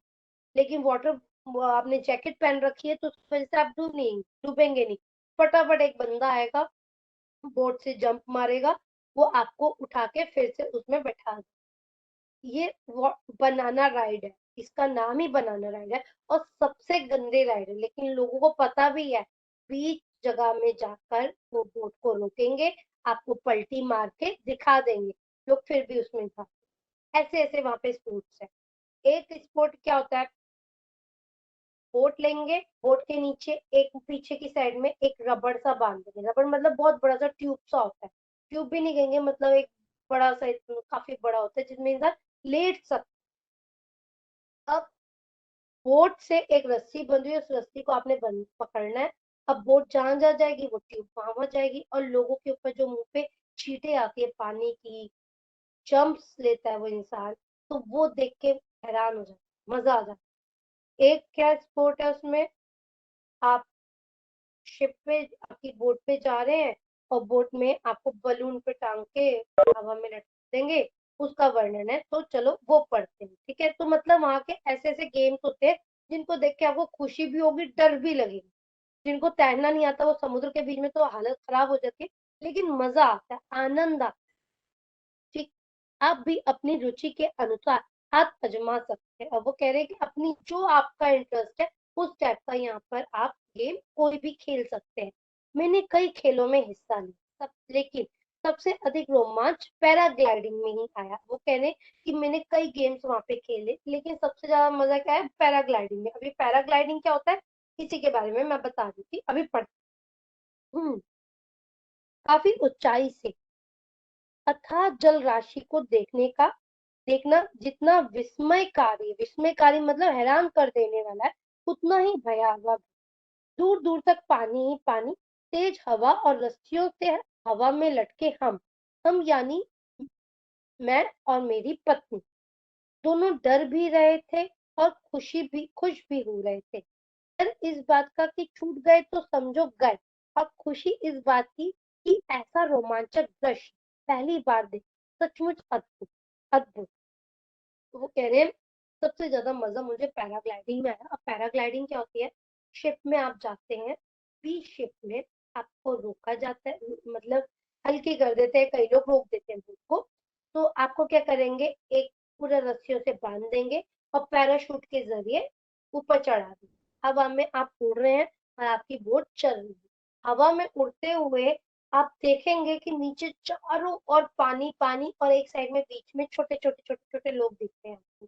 ठीक, अब देखने में मजा भी आ रहा है लेकिन डर भी लग रहा है, अगर रस्सी टूटी तो मैं कहाँ जाऊंगा, कहाँ गिरेंगे हम लोग। ठीक, तैरना तो आता नहीं यार किसी को, तो ये सोच चल रही होती है। लेकिन वो जो देख के मजा आ रहा था वो एक अलग ही, और उसपे भी वो एक चांस देते हैं कि आपको ऊपर जाके हम नीचे लेके आएंगे और नीचे पानी में डुबकी लगवा देंगे। डुबकी मतलब हल्का सा डिप करो, उसका भी अलग चार्जेस लेते हैं। खूब पैसा लूटते हैं ये लोग, लेकिन जो ये रोमांच आपको देते हैं, जो जो आपको ये एहसास दिलाते हैं, वो अलग ही होता है। तो अगर आप गोवा जाओ तो प्लीज इन छोटी छोटी कंजूसियों से बचना, हर गेम को खेलना, इंजॉय करना। जैसे लेखक ने कहा, सचमुच अद्भुत, सबसे अलग।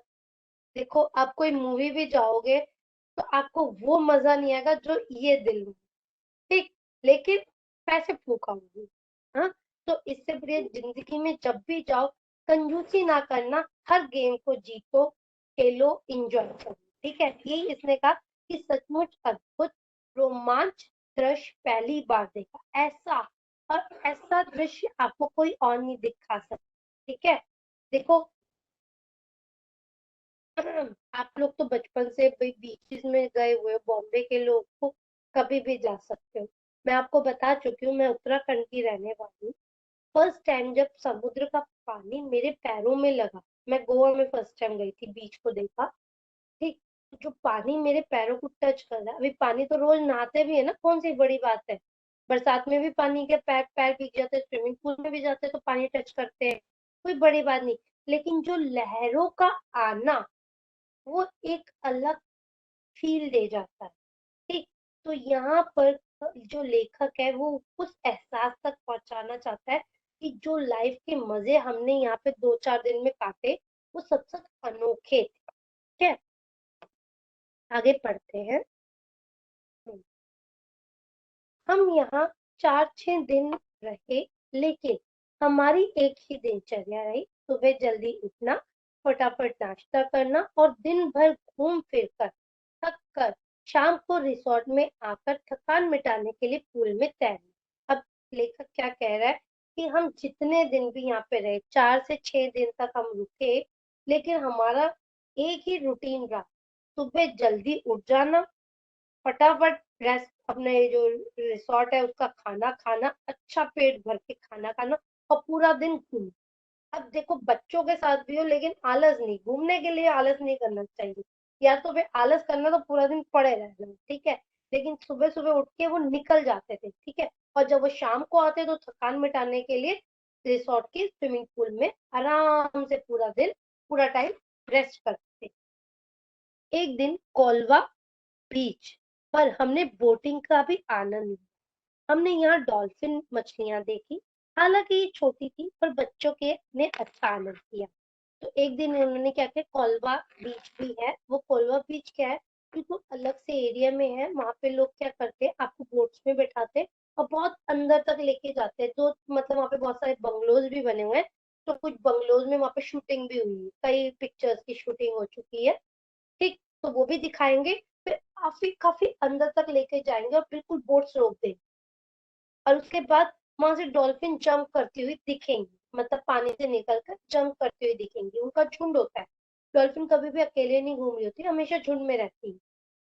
तो वो कह रहे हैं कि वो हमने देखा। कहने लगे मछलियां छोटी थी, जो डॉल्फिन थी वो छोटी थी, लेकिन बच्चे उसे देख के खुश हो गए। डॉल्फिन तो ऐसा प्यारा सा जानवर है, उसको देख के खुश हो ही जाना था बच्चों ने। ठीक, हम भी बहुत खुश थे जब देखा था हमने। इस दौरान यहाँ नवरात्रि और दशहरा पर्व मनाने का सौभाग्य भी प्राप्त हुआ। अब लेखक किस समय में गए हैं देखो। नवरात्रि और दशहरा, दशहरा मतलब जब रावण जलाया जाता है, और नवरात्रि मतलब माँ दुर्गा का जब समय आता है। लोगों के नवरात्रि मतलब होता है 9 रातों के लिए माँ दुर्गा को अपने घर पे स्थापित करते हैं। जैसे आप लोग गणपति पे 11 दिन के लिए गणपति जी को घर पे बैठाते हो, नवरात्रि में 9 रातों के लिए माँ दुर्गा को अपने घर में स्थापित करते हैं। और उसके बाद दशहरा पर्व कौन सा होता है, जब राम ने रावण का वध किया था, तो उस समय में रावण का पुतला बनाकर जलाया जाता है, उसे कहते हैं दशहरा। ये 2 पर्व वहां पर देखने का सौभाग्य लेखक और उसके परिवार को मिला। ठीक, उत्तर भारत में जिस तरह हर घर में और घर तथा गली मोहल्ले में माँ दुर्गा की घट स्थापना कर लड़कियों द्वारा गरबा का पर्व मनाया जाता है, ऐसा ही यहाँ भी होता है। देखो, उत्तर भारत मतलब नॉर्थ इंडिया में जो उत्तर का भारत देश है, भारत का इलाका है, हर इलाके का कुछ ना कुछ अलग त्योहार रीति रिवाज होते हैं। वैसे ही उत्तर भारत में क्या होता है ना, नवरात्रि में माता दुर्गा की पूजा पाठ किया जाता है। घट स्थापना मतलब एक मिट्टी का बर्तन लेते हैं, जैसे मटका होता है मिट्टी का, वैसे एक मिट्टी का बर्तन भी होता है, गोल प्लेट टाइप के में। उसमें क्या करते हैं, मिट्टी, उसमें जौ, जो गेहूं की फली होती है, उसको डाल देते हैं, पानी वानी छींटे मार। तो 9 दिन के अंदर वो जो जौ होती है वो इतनी बड़ी बड़ी हरी हरी हो जाती है, मतलब काफी बड़ी बड़ी तक हो जाती है, उसे कहते हैं घट स्थापना करना। तो नवरात्रि में जैसे हर घर में नॉर्थ इंडिया में घट स्थापना की जाती है, माँ दुर्गा को उठाया जाता है और गर्ल्स क्या करती है, गरबा खेलती हैं, वो सब नॉर्थ इंडिया का जो रीति रिवाज है वो हमें गोवा में देखने को मिला। मैंने आपको फर्स्ट डे ही बताया कि गोवा में लोग मौज मस्ती करते हैं, सब कुछ करते हैं, लेकिन वहां पे एक्चुअल में भी कई लोग रहते हैं। तो जो लोग रहते हैं वो भी तो अपने रीति रिवाज मनाएंगे, तो वो रीति रिवाज उनको पर देखने को मिल गए। ठीक, रावण का पुतला कहीं भी नहीं जलाया जाता। अब देखो यहाँ पर, जैसे कि दशहरे का जो समय होता है हमारे नॉर्थ इंडिया में, किसी भी दशहरे में आप जाएं तो पूरे टाइम धूम मची रहती है। क्यों मची रहती है कि पूरे शहर का जो मेन प्ले ग्राउंड होता है, बड़ा सा प्ले ग्राउंड होता है, उसमें रावण के पुतले लगाते हैं। और रावण के पुतले मतलब बहुत ही ज्यादा लंबे, 3 पुतले लगाए जाते हैं। मेन बीच में होता है रावण, एक होता है मेघनाथ और एक होता है कुंभकर्ण। रावण के 2 ब्रदर मेघनाथ और कुंभकर्ण, ये 3 पुतले बनाए जाते हैं, स्टैचूज बनाए जाते हैं, और इनके अंदर रखते हैं पटाखे।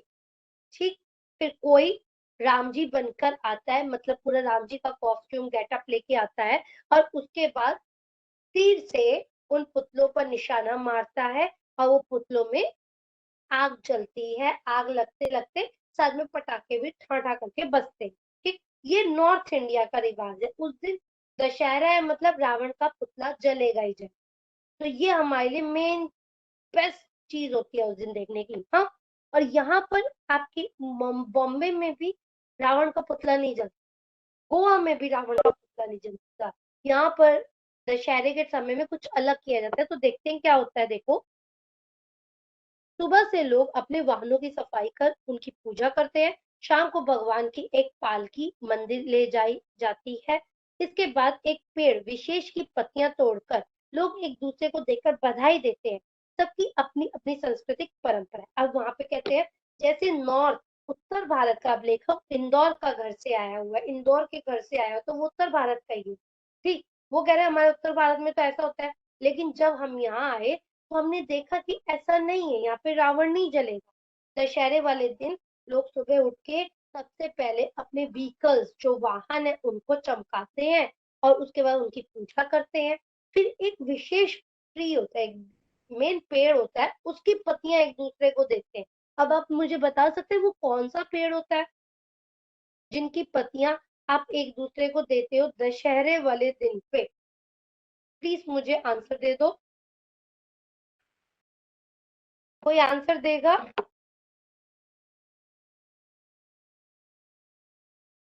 सर्वेश, उस दिन कौन सी पत्तियां देते हैं, कौन से पेड़ की पत्तियां देते हैं? मैम मुझे हिंदी में नहीं मालूम, मुझे मराठी में मालूम है। बोलो, मराठी में बोलो। आपटा, क्या है? आपटाची पानं। पापटाची पाना। अच्छा, आपटा किसी को आपटा थैंक यू। किसी को हिंदी में पता है उस पेड़ का नाम क्या है जिसकी आप पत्तियां दे रहे होते हो? किसी को पता है हिंदी में क्या कहते हैं? पीपल तो नहीं कहते उस पेड़ को, पीपल प्लांट।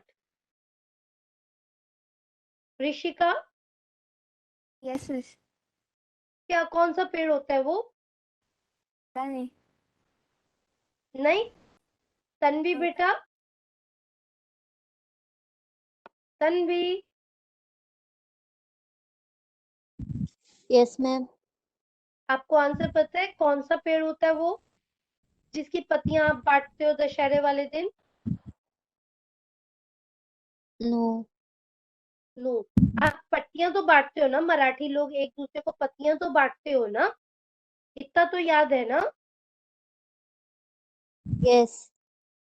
यस, चलो ठीक है, मैं ये वर्क करती हूँ कि उस पेड़ के नाम क्या होता है, उस पेड़ की पत्ती का नाम क्या होता है। ठीक है, मैं आपको नेक्स्ट टाइम बताऊंगी। ठीक, तो वो पत्तियां एक दूसरे को देते हैं और वो कहते हैं कि ये समृद्धि आएगी, समथिंग आपके लिए अच्छा लक लेके आएगी, ऐसा एक दूसरे को बताते हैं। तो लेखक ने ये सब देखा, सबकी अपनी अपनी सांस्कृतिक परंपरा। अब लेखक कहता है सबकी अपनी अपनी परंपरा होती है। हमारे यहाँ तो रावण का स्टैचू बनाया जाता है, उसमें क्रैकल्स लगाए जाते हैं और उसको फोड़ते हैं और हम मस्ती करते हैं। इधर क्या होता है, व्हीकल्स को क्लीन किया जाता है, ठीक, और उसके बाद एक दूसरे को पत्तियां देकर खुशियां मनाते हैं। ठीक है, इतने कम दिनों में मैं गोवा को पूरा देख समझ तो नहीं पाया, पर इतना जरूर समझ गया कि पश्चिमी फैशन और सभ्यता के में रचा बसा होने के बावजूद यह भारतीय संस्कृति को पूरी तरह से आत्मसात किए हुए। आत्मसात मतलब अपनाया हुआ, अपनाए, अपनाया हुआ।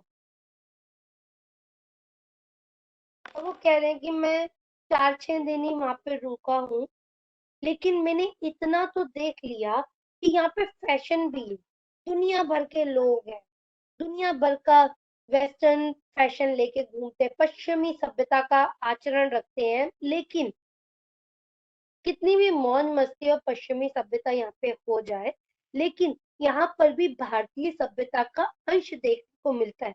जो बेसिक यहाँ के लोग जो यहाँ पे हमेशा से रहते हुए हैं, वो अपनी संस्कृति का पालन आज भी कर रहे हैं। अभी देख लो, आप लोग मराठी हो, मोस्टली आप सब लोग मराठी हो, ठीक, आप लोग दुनिया के किसी भी कोने में चले जाओगे, क्या आपके गणपति नहीं मनाओगे? आपके जो मेन फेस्टिवल होते हैं, गुड़ी पड़वा होता है, वो नहीं मनाओगे?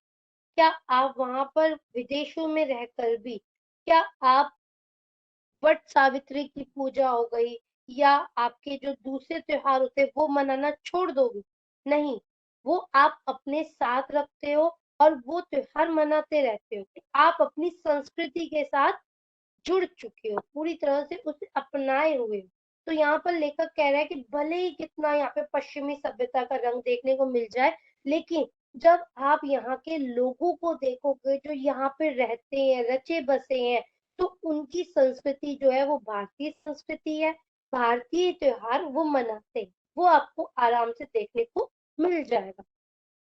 पर्यटक फैशन के रंग में कुछ देर के लिए भले ही स्वयं को रंग कर चले जाते हैं, लेकिन स्थानीय लोग अपनी सांस्कृतिक परंपरा की उंगली अब भी पकड़े हुए हैं। अब वो कह रहे पर्यटक मतलब जो घूमने फिरने वाले लोग आए हैं, वो भले यहाँ पर आकर मौज मस्ती करते हो, अलग ढलग कपड़े पहनते हो, अलग टाइप से रहना सहना करते हो, लेकिन जो मेन लोग यहाँ पे रहते हैं वो अपनी संस्कृति को कभी नहीं भूलते, उसकी उंगली पकड़े रहते हैं। देखिए ये होता है। हम आपको एक सिंपल सी बात बताते, दिल्ली का नाम सुना है आप सभी ने? यस। दिल्ली, ठीक। तो दिल्ली के बारे में बहुत लोगों के मन में अलग अलग विचारधारा है। दिल्ली बड़े गंदे लोगों की है, दिल्ली के लोग ऐसे, दिल्ली के लोग वैसे, दिल्ली ऐसा, दिल्ली वैसे, दिल्ली का माहौल खराब, दिल्ली में प्रदूषण, दुनिया भर की, ठीक।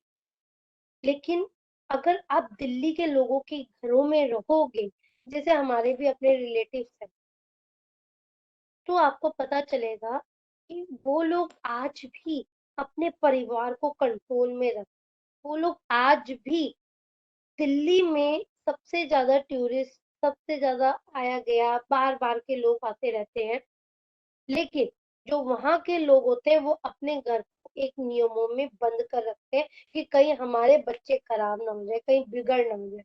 अब जैसे गोवा है, गोवा में बहुत ज्यादा ओपन एरिया माना जाता है, मतलब हर कोई घर से निकला है तो अपनी मौज मस्ती, दुनिया भर के रंग में रंगे हुए लोग होते हैं, लेकिन जो वहाँ के मेन जो लोग हैं वो अब भी नॉर्मल लाइफ जीते हैं, हम जैसे हैं, नॉर्मल लाइफ जीते हैं, नॉर्मल कपड़े पहनते हैं, नॉर्मल तरीके का खाना पीना और लाइफ जी रहे हैं। ठीक, क्लियर है आप सबको ये लेसन बच्चों? Yes miss. सभी अब अनम्यूट कर दीजिए, कुछ क्वेश्चंस के प्रश्न उत्तर पूछते हैं। अनम्यूट कर दो। आकांक्षा बेटा आप अनम्यूट करोगे? आकाश बेटा अनम्यूट करो। फर्स्ट नाम आकांक्षा का है, सेकंड आपका है, तो आकांक्षा तो आंसर मुझे कभी देती नहीं है, तो आकाश फर्स्ट क्वेश्चन से मैं आपका स्टार्ट करती हूँ, फिर अंशिका आपकी बारी है, और धीरे धीरे जिसके जो नाम है उनकी बारी है। तो आकाश, यस मैम। तो आज मैंने पढ़ाया उसके क्वेश्चन में, उसमें से कुछ पूछना चाह रही हूँ। गोवा में लगभग कितने बीचेस हैं? गोवा में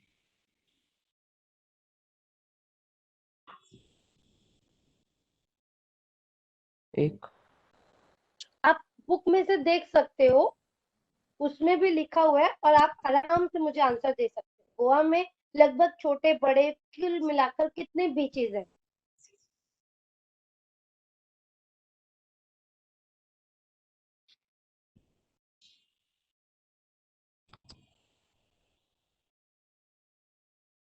देखो मैंने ऑन भी कर दिया है, आप स्क्रीन पे देख सकते हो, और यहाँ से भी आप मुझे बता सकते ओके मैम।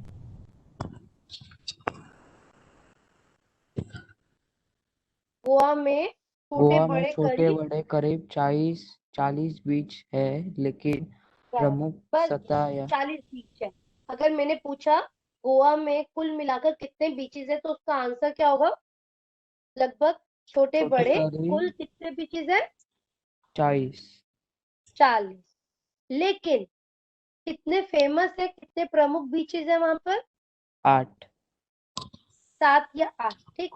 एक दो प्रमुख बीचों के नाम बताइए मुझे।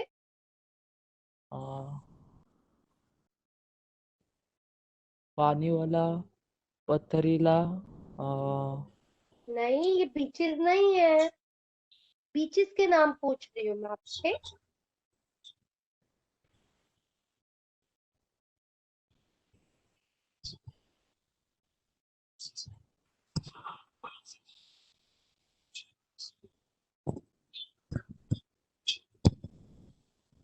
कोई भी एक बीच, अंजुना बीच, बेनालियम बीच, कलिंगवुड बीच, और लास्ट में कौन सा बीच बताया?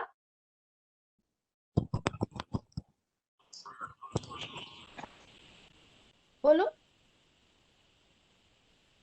चलो मैम अब नहीं तो आ बोल रहा। सकते हो कौन कौन से बीचेस मैंने बोले। अंजुना बीच, कलिंगड़ बोलो। कलिंगुड बीच, अंजना हाँ, बीच कौन सा? और अंजना हाँ, अंजुना और बेनालियम बीच। ठीक है, बेनालिया। Okay ma'am. ठीक। Thank you so much. Anshika बेटा। अंशिका, यस। यस यस कौन से बीच का पानी नीले रंग का पाया गया?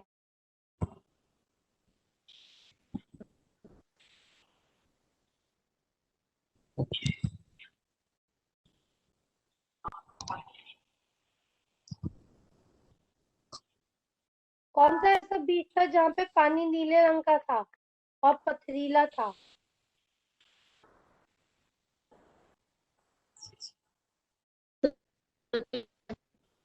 हम्म, क्या कहा आपने? किसी और को पता है इसका आंसर? मिस अंजुना बीच। हाँ, अंजुना बीच। हाँ, अंजुना बीच। अंशिका बेटा, कौन सा बीच है वो जिसका पानी नीले रंग का है?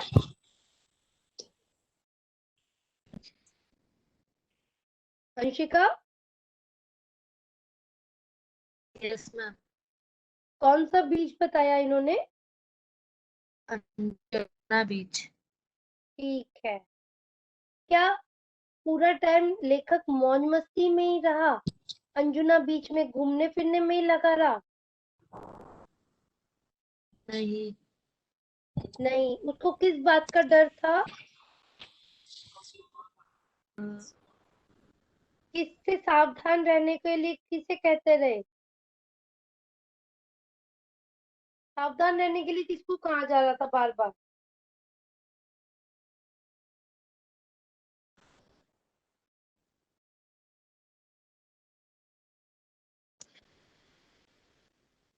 बोलो। दर्शन, आप आंसर दो।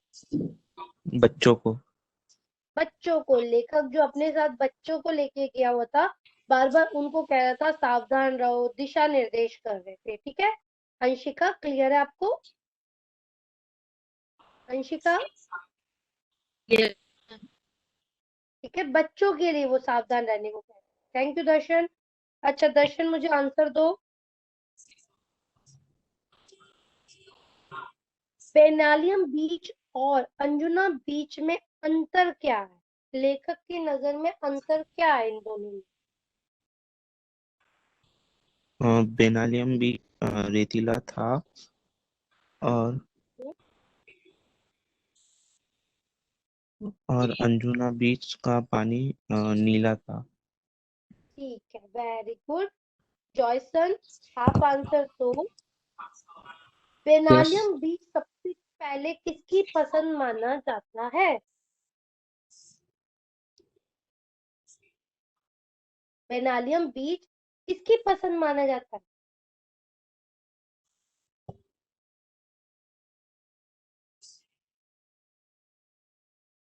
या किस मछली व्यवसाय, हाँ, मछ, किस व्यवसाय के लिए प्रसिद्ध है? मछुआरों। मछुआरों के लिए प्रसिद्ध है, मछली पकड़ने के लिए प्रसिद्ध है। और आपका अंजुना बीच किस लिए प्रसिद्ध है? बॉलीवुड के। बॉलीवुड की पहली पसंद है। ठीक है। अच्छा ज्योतिका, थैंक यू जॉयसन। ज्योतिका, आप आंसर दो बेटा। कौन सा बीच है जो 3 से 4 किलोमीटर तक दूर फैला हुआ? कलिंगुड। कलिंगुड। कलिंगुड बीच की सबसे बड़ी खासियत क्या है?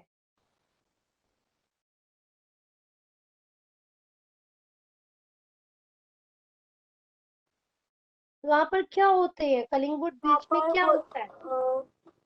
यहाँ पर्यटन की बड़ी संख्या होती है।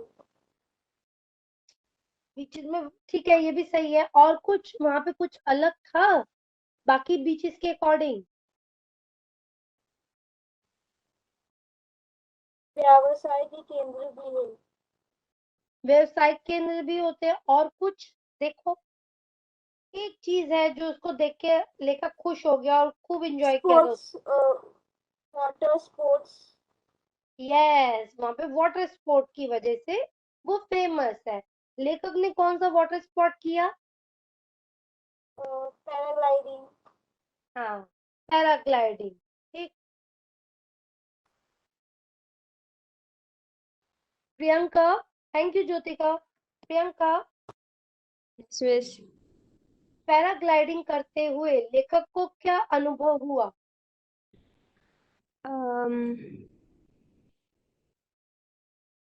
पैराग्लाइडिंग करते हुए लेखक को दूर दूर तक पानी ही पानी दिखाई दे रहा था वेरी और गुड।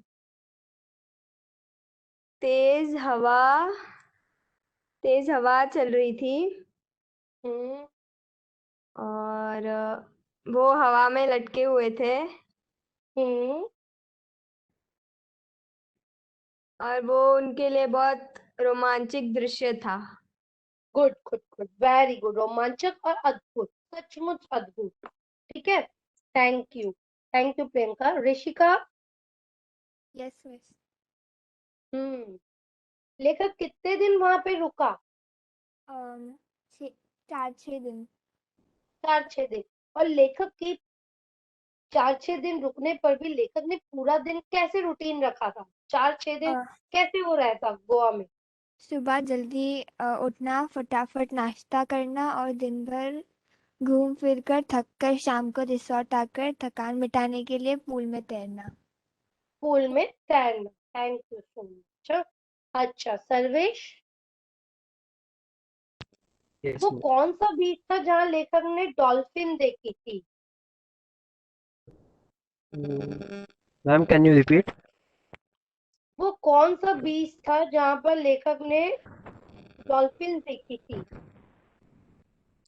ओ,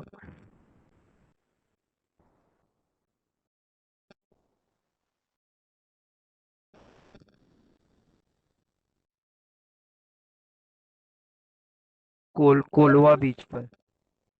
है कौन सा बीच? सॉरी। कोल कोलवा बीच। कोलवा बीच में।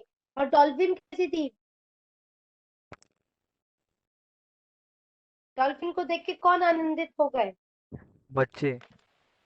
बच्चे। Thank you so much. Tanvi, जब यस लेखक मैम। गोवा गया तो वहां पर उसने कौन से त्योहार मनाते हुए देखे?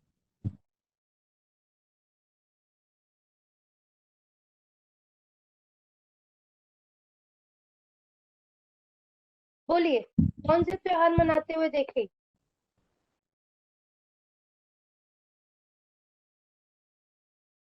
दसरा। हम्म और दशहरा और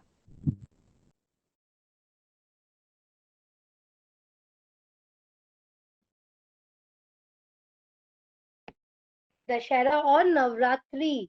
कौन से पर्व थे? दशहरा और नवरात्र। नवरात्रि। ठीक है, ठीक है। उत्तर भारत में नवरात्रि पे घर घर में क्या होता है? पूजा। अरे पूजा तो होती है, पर होता क्या है उसमें? देखो लिखा हुआ है, पढ़ो।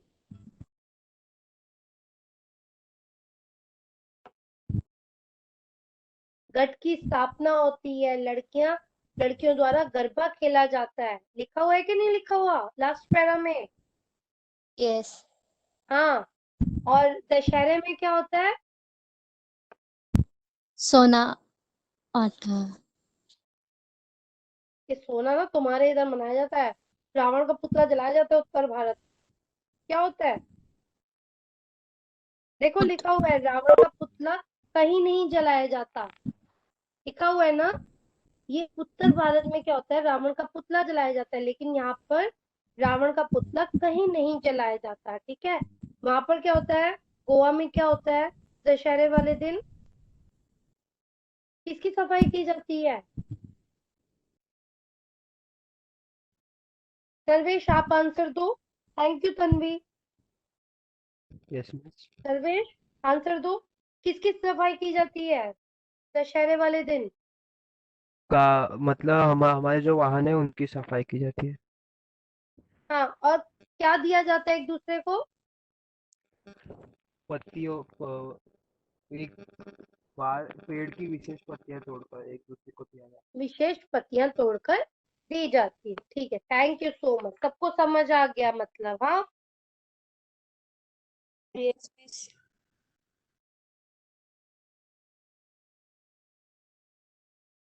चलो अब नेक्स्ट क्या है, अगली बार जो लेक्चर होगा उसमें मैं आपको ग्रामर में पढ़ाने वाली हूँ अव्यय फर्स्ट।